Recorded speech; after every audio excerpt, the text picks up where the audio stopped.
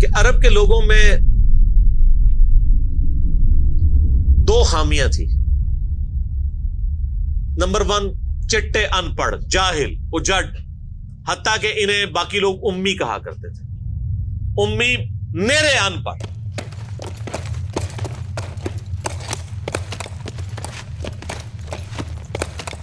دوسری خامی تھی کہ یہ لوگ آپس میں لڑتے رہتے تھے، خاندانوں کے خاندان ختم ہو جاتے تھے. پانی پینے پلانے کے اوپر جھگڑا ہوا ہے تو 10 سال لڑائی ہو رہی ہے. یہ دو خامیاں تھیں. نمبر 1 چٹے ان پڑھ، نمبر 2 لڑاکو لیکن آپس میں. لیکن دو خوبیاں بھی تھیں. ایک خوبی یہ تھی کہ یہ ٹف ماحول کے عادی تھے، ریگستان کے رہنے والے، گرمیوں میں یعنی اتنے مشکل سفر کرنے والے، اونٹ کے اوپر مہینوں کے سفر، تھوڑا سا ساز و سامان کے ساتھ. اور دوسری خوبی یہ تھی کہ یہ جب کسی کو زبان دے دیتے تھے نا، پھر گردن ہی کٹتی تھی، پیچھے نہیں ہٹتے تھے، چاہے کسی دشمن کو بھی زبان دی ہے. اللہ نے ان کی یہ دو خوبیاں یوٹیلائز کر لی کہ زبان دی اللہ کے نبی علیہ السلام کو انہوں نے، جس نے دی پھر گردن ہی کٹی ہے.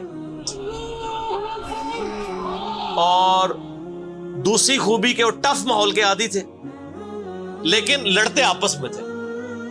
اللہ تعالیٰ نے ان کی خامی کیسے پوری کی کہ ان کو ایک لیڈر ایسا دے دیا جس نے سارے قبائل کو ایک جھنڈے کے نیچے جمع کر دیا، اور جہالت کے لیے دور کرنے کے لیے ان کو ان کی زبان میں کتاب دے دی.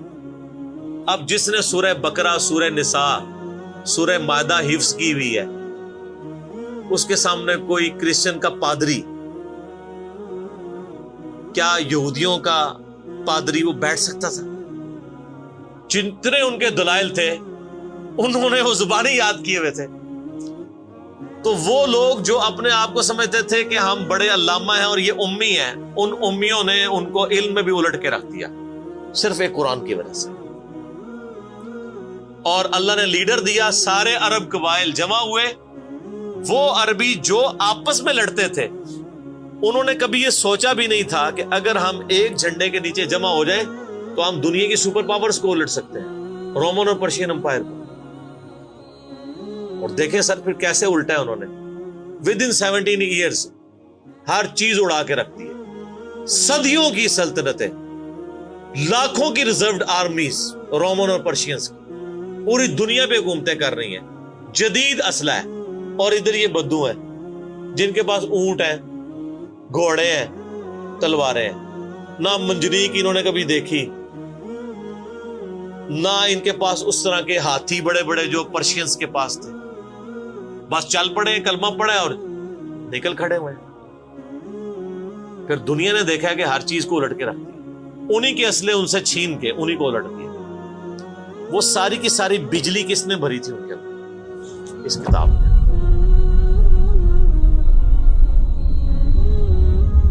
یہ کتاب تھی. کتاب پڑھتے تھے، ایمان تازہ کرتے تھے. جہاد کا کیوں ذکر ہے اتنا قرآن کے اندر؟ کیونکہ اللہ نے ایک ایسی امت اٹھانی تھی جس نے تلوار کے زور پہ اکھاڑنا تھا رومن اور پرشین. ہم مانتے ہیں کہ اسلام تلوار کے زور پہ پھیلا ہے، لیکن یہ تصویر کا ایک رخ ہے. تصویر کا دوسرا رخ یہ ہے کہ جو بدماش صدیوں سے دنیا پہ حکمران تھے اور لوگوں کی رعایا کا استحصال کر رہے تھے، اپنی رعایا کا، ان پہ انہوں نے اتنے ٹیکسز لگائے ہوئے تھے. ان کو اکھاڑنے کے لیے کیا میٹھی میٹھی باتیں چاہیے تھی؟ طارق جمیل صاحب کے لیکچرز نے رومن اور پرشین امپائر اکھاڑنی تھی. یہ تو ان لوگوں کے لیے مسلمان ہو چکے ہیں. بدماش کب اپنی پوسٹ چھوڑتے ہیں؟ ان کو پھر اسلحے کے زور پہ ہی اکھاڑنا تھا. اور پھر اللہ نے صحابہ کرام کی تلواریں مسلط کی ان کے اوپر. جب اکھاڑ دی، فریڈم آف ایکسپریشن مل گیا، پھر معاملات سیدھے ہو گئے. اس زمانے میں بادشاہ کا دین رعایا کا دین ہوتا تھا. اگر کوئی رعایا کہے نا کہ میں بادشاہ کے دین سے الگ ہوتا ہوں، قتل ہو جاتا تھا. آپ پتہ عیسائیت کیسے پھیلی ہے؟ یہ تو سارے بت پرست تھے. کانسٹنٹائن 2 جس کے نام پہ قسطنطنیہ شہر تھا جو بعد میں مسلمانوں نے فتح کیا، سلطان محمد فاتح نے، ٹرکی والوں نے اس پہ ایک فلم بھی بنائی ہے، اردو ڈبنگ کے ساتھ ہے، ایک ہی نشست میں آپ دیکھ سکتے ہیں 2.5-3 گھنٹے کی. جو فلمیں دیکھتے ہیں ان کے لیے، مولویوں کے لیے نہیں. تو اس نے وہ قسطنطنیہ فتح کیا، پھر اس کا نام استنبول رکھ دیا. وہ کانسٹنٹائن 2 جو تھا وہ کرسچن ہو گیا تھا. چونکہ وہ کرسچن ہوا تو پوری رعایا 3 براعظموں میں پھیلی ہوئی وہ کرسچن ہو گئی. ایسے کرسچینٹی پھیلی ہے. تو رعایا کو وہی دین رکھنا ہوتا تھا جو حکمران کا ہے. پہلے حکمران بت پرست تھا، عیسائیوں پہ ظلم ہوتے تھے. بعد میں جب حکمران ہی مسلمان ہو گیا، اس زمانے ظاہر عیسائیت اسلام کا ہی نام تھا، تو سارے پیچھے اس امام کے. یہ بڑا خطرناک معاملہ تھا. دوسری طرف پرشین جو ہیں وہ آتش پرست تھے، ان کے نیچے آتش پرستی کا دین چل رہا تھا. تو یہ پھر ضرورت تھی کہ فریڈم آف ایکسپریشن دیا جاتا. اسلام نے تلوار کے زور پہ ان کو اکھاڑا، ان کی بدماشیاں ختم کی، اور ایسی ختم ہوئی کہ بخاری مسلم کی حدیث ہے، نبی علیہ السلام نے فرمایا ان قریب کیسر ختم ہو جائے گا، پھر قیامت تک کوئی کیسر نہیں ہوگا. ہائے ہائے ہائے سر، یہ پروفیسیز اللہ کی تائید کے ساتھ ہی کوئی دے سکتا ہے. ان قریب کسرا ختم ہو جائے گا، قیامت تک کوئی کسرا نہیں ہوگا. دیکھ لیں 1500 سال ہو گئے ہیں، نہ رومن امپائر دوبارہ بنی، نہ پرشین امپائر دوبارہ بنی. حتیٰ کہ اب تو وہ کانسیپٹ ہی ختم ہو گئے، ملکوں والا کانسیپٹ آ گیا. اور اس زمانے میں یہ بات کرنا ایک ایسے شخص کا جس کے اوپر ایمان لانے والے گنتی کے لوگ ہوں، بہت بڑی بات. اور اللہ نے پھر اکھڑوایا. اور آج فریڈم آف ایکسپریشن ایسا ہے کہ آج تلاوت ہو رہی ہوتی ہے تو ٹرمپ بھی بیٹھ کے سن رہا ہوتا ہے. کیوں؟ حالانکہ وہ کرسچن ہے. فریڈم آف ایکسپریشن آ گیا. آپ جائیں امریکہ میں، آپ کسی مارکیٹ میں مسلح ڈال کے نماز پڑھیں، کوئی آپ کو منع نہیں کرے گا. الٹا آپ کے ساتھ سیلفیاں بنا رہے ہوں گے کہ یہ کیا ہو رہا ہے. تو پہلے کوئی سوچ سکتا تھا کہ فرعون کے سامنے کوئی نماز پڑھتا؟ جادوگروں نے ذرا سی بات کی، ایمان لے کے آئے تو میں تمہیں سولی دے دوں. تو یہ اسلام اس دور جدید کا خالق ہے، اور یہ دور جدید کو تخلیق جو اسلام نے دی ہے وہ قرآن کے ذریعے. ایک علامہ وحید الدین خان صاحب ہیں انڈیا کے، 90+ ان کی ایج ہے. انہوں نے کتاب لکھی ہے اسلام دور جدید کا خالق. اسی ٹاپک کو ایڈریس کی، کمال کی کتاب ہے وہ، اور پڑھنے سے تعلق رکھتی ہے. آپ گوگل سے اس کا PDF بھی ڈاؤن لوڈ کر سکتے ہیں، چھوٹی سی کتاب ہے. انگلش میں بھی ایک کتاب لکھی ہے گاڈ رائزز، خدا ابھرتا ہے. خدا پھر جو ابھرا ہے نا جی قرآن کے ذریعے. خدا کو تو خیر مخلوق کی ضرورت نہیں ہے، لیکن مخلوقات نے جو تماشا بنایا ہوا تھا نا، اس تماشے کو ہمیشہ کے لیے اللہ تعالیٰ نے اپنے پیغمبر امام اعظم سیدنا و مولانا محمد رسول اللہ صلی اللہ علیہ وآلہ وسلم کے ذریعے شرک کا خاتمہ کر کے قیامت تک کے لیے جو دین اسٹیبلش کیا اس کتاب کے ذریعے. اب یہ کتاب قیامت تک نبی علیہ السلام کا معجزہ ہے. یہ کتاب ہے سر جس نے دنیا پلٹ دی.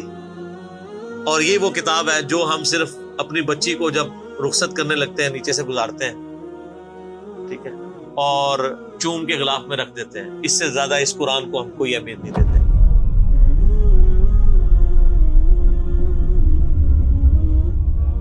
حالانکہ یہ قرآن اس لیے نازل ہی نہیں ہوا ہوا، یہ تو ہماری کتاب زندگی ہے. لیکن ماشاءاللہ ایسی سازش اسلام کے خلاف کی ہے، کافروں نے نہیں، مسلمانوں نے پوری نیک نیتی کے ساتھ جنازہ نکالا دین کا، اور ایک سلوگن دے دیا قرآن نہیں ڈائریکٹ پڑھنا گمراہ ہو جاؤ گے. قرآن میں بڑی بڑی مشکل چیزیں ہیں، اس کو ہاتھ نہیں لگانا. یہ یہودی بات کرتے تو ہم کہتے ہیں یہ اللہ کے دشمن ہے. مسلمان کہہ رہے ہیں، ہم کہہ رہے ہیں بالکل صحیح کہہ رہے ہیں. وہ میرا کلپ آیا نا پچھلے، لیکن وہ جو ایک مولوی نے کہا ہے، تو وہ اسلام 360 کے اوپر جو اس نے حملہ کیا ہے، تو میرا کلپ بھی اس پہ ریکارڈ ہوا ہے. تو پہلے تو لوگ کہتے تھے یہ ہمیں باتیں کرتا ہے، اب تو ویڈیو میں لوگ ریکارڈ کرا رہے ہیں کہ جی قرآن ڈائریکٹ نہیں پڑھنا، آپ گمراہ ہو جائیں. اچھا، آج تک آپ نے کبھی نہیں سنا یہ کہ فلاں مولوی کی کتاب ڈائریکٹ نہیں پڑھنی، آپ گمراہ ہو جائیں گے. یعنی مولوی کڈا سیاڑا ہے کہ اس کو طریقہ پتا ہے کہ میں نے بات کیسے سمجھانی ہے، اور اس کو ایسی کتاب لکھنی بھی آتی ہے جو گمراہ نہ کرے. اور اللہ کو ایسی کتاب نہیں دینی آئی کہ جو گمراہ ہونے سے بچا لے. قرآن میں کہاں ہے کہ یہ گمراہ کرتا ہے؟ وہ تو اللہ نے ٹانٹ کیا کہ جو قرآن پہ ایمان نہیں لاتے وہ گمراہ ہوتے ہیں. جو ایمان لے آئے اور بات مان لیں وہ کیسے گمراہ ہوں گے؟ یہ تو تعریف کی ہے انہوں نے. تو اس کتاب نے جناب دنیا کی کایا کلب کی ہے، اور اس کا ٹیسٹ آپ تبھی فیل کر سکتے ہیں جب آپ عربی جانتے ہو تھوڑی بہت، یا پھر اگر آپ نے اردو میں ٹیسٹ لینا ہے تو آپ مولانا مودودی رحمہ اللہ کا ترجمہ پڑھیں، وہ اسی سوز و گداز کو ٹرانسلیٹ کرتا ہے اردو کے اندر۔ میں نے ابھی تک کسی اور بندے کے ترجمے کو نہیں دیکھا کہ جو ترجمے بڑے لوگوں نے کیا، مطلب بریلوی صاحب نے، شریف تھانوی صاحب نے، ان دونوں کے ترجمے تو ویسے ہی وقت کے ساتھ ختم ہو گئے اس لحاظ سے کہ اس میں تو کئی الفاظ جو ہیں وہ پرانی اردو کے ہیں، ہمارے نئے بچوں کو تو سمجھ نہیں آتی یہ لکھا کیا ہوا ہے۔ ہم نے کئی سنگتیں ہلاک کر دی۔ سنگتیں پتہ کسے کہتے ہیں؟ نہیں پتا۔ کئی امتیں، انہوں نے امت کا ترجمہ سنگت کیا، اس زمانے میں وہ چلتا تھا، ٹھیک ہے۔ آج کل اگر آپ اعلیٰ حضرت کا یہ ترجمہ رکھیں تو لوگوں کو نہیں سمجھ آئے، لیکن مودودی صاحب نے چونکہ لیٹسٹ اردو میں ترجمہ کیا اور پھر وہ سوز و گداز ٹرانسفر کیا۔ میرا چیلنج، آپ کوئی قرآن کی صورت نکالیں اپنی مرضی کی، باقی ساروں کے ترجمے رکھیں، پھر مودودی صاحب کا بھی پڑھیں، تو آپ کو لگے گا کہ آپ کا دل تیزی سے دھڑکنا شروع ہو گیا ہے۔ الفاظ کے چناؤ، پھر اس میں جو ردم ہے، اور وہ انہوں نے تفہیم القرآن کے مقدمے میں لکھا ہے کہ میں نے دیکھا ہے کہ ہمارا نوجوان قرآن ترجمے سے لے کے بیٹھتا بھی ہے نا تو بور ہو جاتا ہے، تو ان کا میں نے سمجھا کہ کیوں ہوتا ہے بور، کیونکہ وہ تو پڑھ رہے تھے اردو میں، اللہ نے تو قرآن نازل کیا عربی میں، عربی اس نے سیکھنی کوئی نہیں ہے، اور اردو نے جو ترجمہ کیا ہوا ہے وہ انہوں نے ترجمہ کیا ہوا ہے ایز اے اسٹوری بک۔ یہ تو کتاب زندگی ہے، یہ تو زندہ کتاب ہے، بلکہ مسلمانوں کی زندگی کا سبب ہے۔ صحیح مسلم میں حدیث ہے، اللہ اس کتاب کی وجہ سے قوموں کو عروج دے گا اور اس کتاب کی وجہ سے لوگوں کو، امتوں کو زوال دے گا، جس کو ڈاکٹر اقبال نے پھر شعر میں کہا، وہ زمانے میں معزز تھے مسلمان ہو کر اور تم خار ہوئے تارک قرآن ہو کر۔ وہ زمانے میں معزز کون؟ صحابہ، اہل بیت، تابعین، تبع تابعین، اور تم خار ہوئے کون؟ اسی، اور صرف اسی نہیں، ساڑھے بزرگ بھی۔ یہ نہ سمجھیے گا، ظاہر آپ تو ہم کہہ سکتے ہیں نا، ڈاکٹر اقبال کے زمانے میں انڈیا، پاکستان، بنگلہ دیش کے جتنے بابے ہیں زندہ تھے، آج تو کہہ سکتے ہیں مر گئے ہیں۔ ڈاکٹر اقبال جب یہ شعر کہہ رہا تھا تم خار ہوئے تارک قرآن ہو کر، تو وہ خار احمد بریلوی صاحب، اشرف تھانوی صاحب، یہ سارے لوگ زندہ تھے اس وقت، انہی کو ہی کہہ رہے تھے نا۔ حتیٰ کہ قرآن کے ترجمے کو بھی گناہ سمجھا گیا، یہ تو بہت بعد میں ترجمہ ہوا ہے، پہلا ترجمہ شاہ ولی اللہ دہلوی نے کیا۔ پہلے تو لوگ کہتے ہیں قرآن کا ترجمہ کرنے کی ضرورت نہیں ہے، اور یہاں لوگ کہتے ہیں بزرگوں کی بڑی خدمات ہے۔ ہم پوچھتے ہیں 1000 سال سے بزرگ یہاں بیٹھے ہوئے ہیں، کسی ایک بزرگ کا قرآن کا بخاری کا ترجمہ مجھے دکھا دیں کہ جی یہ سلطان بہو نے دیکھے جی قرآن کا ترجمہ کیا، یہ جی داتا صاحب نے بخاری شریف کا ترجمہ کیا۔ کیا انڈیا، پاکستان، بنگلہ دیش کے لوگوں کی زبان عربی تھی؟ فارسی تھی نا؟ تو کسی بزرگ کو توفیق نہیں ہوئی ہے کہ قرآن کا فارسی میں ترجمہ کر دے۔ اتنا بڑا چھکا میں نے مارا ہے کہ قیامت تک یہ روئیں گے۔ آندہ کو کہنا بزرگوں کی خدمات ہیں۔ ہمارے پرائم منسٹر صاحب بھی کہتے ہیں نا جی وہ فرید الدین گنج شکر کی بڑی تعلیم۔ فرید الدین گنج شکر صاحب نے کون سا قرآن کا ترجمہ کیا؟ اگر کسی نے قرآن کا ترجمہ ہی نہیں کیا، بخاری مسلم کا ترجمہ ہی نہیں کیا، وہ کیا خدمات کرتا رہے؟ وہ اپنی تعلیمات دیتے رہے۔ صحیح غلط اس کا فیصلہ ہم نہیں کرتے، وہ تو پھر میں اور طرف چل پڑوں گا۔ صرف جو خدمات والا ڈونگ رچایا ہوا ہے نا وہ میں آپ کو بتا رہا ہوں۔ جتنوں کے مزار بنائے ہوئے آپ نے، کسی ایک کا ترجمہ دکھا دے قرآن کا، تو یہ پھر انہوں نے جان بوجھ کے سیاست کی اسلام کے نام کے اوپر، اپنی باتیں کرواتے رہے۔ سر ان کو پتا تھا قرآن کا ترجمہ ہو گیا، سورہ زمر اور سورۃ الانعام اگر اردو میں آ گئی تو بابوں کو کس نے پوجنا ہے؟ سر بخاری کا اگر ترجمہ ہو گیا تو ساروں نے تو رفع الیدین سے نماز پڑھنی ہے، بابے سارے بغیر رفع الیدین والے نے۔ یہ وجہ تھی کہ بڑی ہوشیاری ہے انہوں نے، یہ نہ سمجھو بولے سمجھے، بہت ہوشیار سمجھے۔ اور دیکھ لینا پھر اب رزلٹ سامنے آ گیا، جدھر ترجمے ہوئے ہیں وہ کہنا نہیں پیو دادے تے ایتھے ہاتھ بندہ سی، اے ایتھے بندہ ہے، تو رزلٹ نکل آیا نا۔ اسی لیے بزرگ جو کام کرتے ہیں وہ حکمت سے خالی نہیں ہوتا۔ ہاں انہوں نے بڑی ہوشیاری دکھائی ہے آپ کے ساتھ، لیکن اللہ کا وعدہ ہے هو الذی ارسل رسولہ بالہدی ودین الحق لیظہرہ علی الدین کلہ۔ قرب قیامت سے پہلے دین کو غلبہ ملنا ہے، غلبہ بابوں کے ذریعے نہیں ملنا تھا، اسی کتاب سے، جس کتاب نے پہلے غلبہ دلایا۔ اب آج دیکھیں بچہ اینڈرائیڈ فون کھولے ہوئے ہے، کوئی آیت آتی ہے ترجمہ پڑھ لیتا ہے۔ تو سر یہ خدمت تو پھر انہوں نے کی ہے نا اسلام کی۔ اچھا یہ اینڈرائڈ فون کس رحمت اللہ علیہ نے بنایا تھا؟ وہ کہتے ہیں بزرگ تے دنیا ہی کلپ کر دے نگاہ مار کے. وہ بزرگوں نو لے آؤ تے ٹھیپا موبائل نیچے چلا سکتے. آپ مجھے بتائیں میں کسی بزرگ کو قبر سے نکالوں اور اس کو یہ موبائل چلا لے گا؟ آپ کا بچہ چلا لیتا ہے. اور کسی کا اگر اتنا ایمان ہے نا بزرگوں کے اوپر, تو آج والے بزرگوں میں بھی ہے. تو میں نے ان کو بڑی دفعہ مشورہ دیا ہے کہ بزرگ جو جناب دنیا چلا رہے ہیں, تو میں ان کو کہتا ہوں آپ کو بزرگوں کے ساتھ جہاز پہ بٹھاتے ہیں. جب 10 کلومیٹر ہائٹ پہ پہنچ جاتا ہے یہ بوئنگ جہاز, جب پہنچے تو ہم پائلٹ کو کہے تو تے پائی بسم اللہ پڑھ کے تے پیراشوٹ نال کود جا, بزرگ چلان تے جہاز لینڈ کران.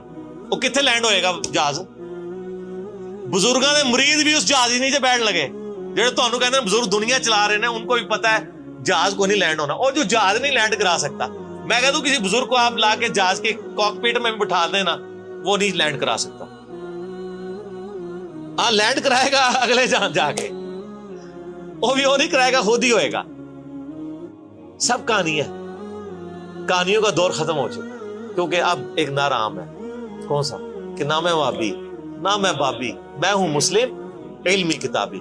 تو یہ علمی کتابی جب ہم کہتے ہیں تو وہ علم کون سا علم ہوتا ہے, وہ کتاب کون سی کتاب ہوتی ہے؟ یہ اللہ کی کتاب جس پہ ہم بات کر رہے ہیں. تو آپ دیکھیں میں نے اس پہ بھی 30-35 منٹ لگ گئے. اب آپ آ جائیں سورہ النبا.